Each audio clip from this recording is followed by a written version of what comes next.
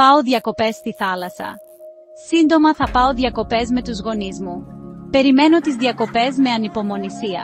Θα πάμε στη θάλασσα και θα περάσουμε όμορφα μαζί. Θα ετοιμάσουμε βαλίτσες στο σπίτι. Μαμά και μπαμπάς θα με βοηθήσουν. Θα βάλω ρούχα, μαγιό, καπέλο και το αντιλιακό μου. Θα ταξιδέψουμε με το αυτοκίνητο. Μπορεί να είναι μακριά. Αν κουραστώ ή βαρεθώ, μπορώ να έχω μαζί μου το βιβλίο ή το παιχνίδι μου. Όταν φτάσουμε, θα πάμε στη θάλασσα. Στη θάλασσα έχει ήλιο, άμμο και νερό. Θα φοράω το καπέλο μου και θα βάζω αντιλιακό. Θα παίζω με το νερό με ασφάλεια. Θα είμαι πάντα κοντά στη μαμά και τον μπαμπά. Αν θέλω να μπω στο νερό, τους ρωτάω πρώτα.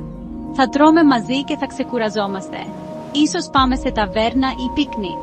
Ύστερα θα ξεκουραστώ ή θα ζωγραφίσω τις διακοπές μου. Οι διακοπές είναι ωραίες. Κάθε μέρα θα κάνουμε κάτι διαφορετικό.